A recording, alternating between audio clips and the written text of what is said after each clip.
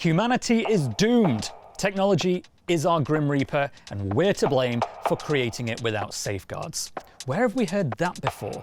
Yes, artificial intelligence, which no shortage of respectable visionaries believe has the potential to kill us all. But we've heard it before that, in 1999. The millennium bug, Y2K, the year 2000, that time when we were warned computer failure would cause planes to literally fall from the sky and nuclear weapons would fly off of their own accord. No such tragedy ever actually occurred, and it left us all looking a bit embarrassed for worrying so much.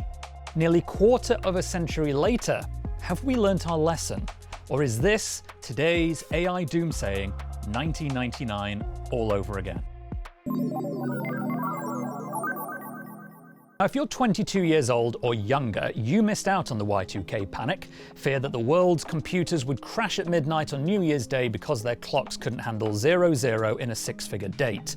The exuberant investments in internet companies during the dot-com boom had stoked public fascination with new technologies like home PCs, online shopping, and email.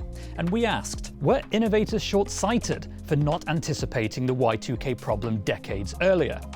It'd be expensive to find out. In fact, Gartner estimated it'd cost the world more than $500 billion to assess and fix the world's machines. Countries formed national councils to steer that work, and then a global council coordinated them. Some people really did believe flight computers might fail mid-air, and the 10 biggest US airlines alone spent more than $500 million ensuring that couldn't happen. The US Federal Reserve literally printed tens of billions of new dollars because it feared the public might panic and withdraw all their life savings ahead of the new millennium. And on New Year's Eve, US and Russian air forces even worked together to eliminate any chance of an accidental missile launch as the clocks hit 0000. You get the idea. This was wild. And the world on January 1st was basically fine. And by January 2nd, we all started wondering if maybe we'd ever so slightly overreacted as we stared down at our $500 billion bill for all the work. That's not to say there weren't glitches. Pity the customer of a video rental store in New York who got fined almost $100,000 for having a movie the store computer calculated was about 100 years overdue for return. We quickly realized we'd gone all in on this new internet thing, blind with excitement for how it could reshape our lives and fortunes, then had a collective panic about whether we'd thought hard enough about the potential downsides. We're doing the same thing now with AI. We're at peak excitement, with the panic about extinction by AI knocking on the door. And once again, we're asking if innovators are being short-sighted. Will future generations of AI threaten life and society, or bring the equivalent of a silly late return fee that's quickly resolved? I believe both are possible, but the latter is more likely, and Y2K offers a clue as to why.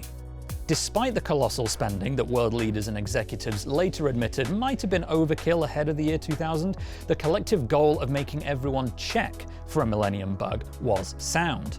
Look at what happened in the African nation of Gambia. It didn't have the money to check its computer systems quickly enough, and on January 1st, 2000, had countrywide power outages and other issues with its infrastructure.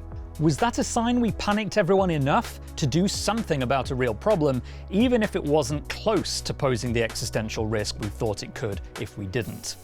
I think so, and maybe we can expect something similar as a result of the likes of Elon Musk and Eliezer Yudkowsky preaching from conference stages that AI poses a risk to the future of our species if we innovate more quickly than we regulate. Watchdogs from the US to Europe to China are asking questions about safe and responsible development, in addition to those about job security, deepfakes, and disruption to democracy and civil rights.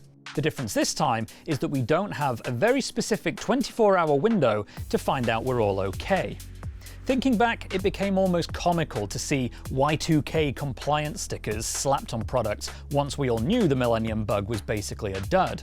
Maybe we can look forward to finding humanity-compliant labels on future AI products, followed hopefully by a moment of collective introspection that maybe we didn't need to print quite so many of them. Sure, you could poke holes in this, that's what social media is for. Let me know what you think. I'm Nate Langson, and I've been Technically Speaking.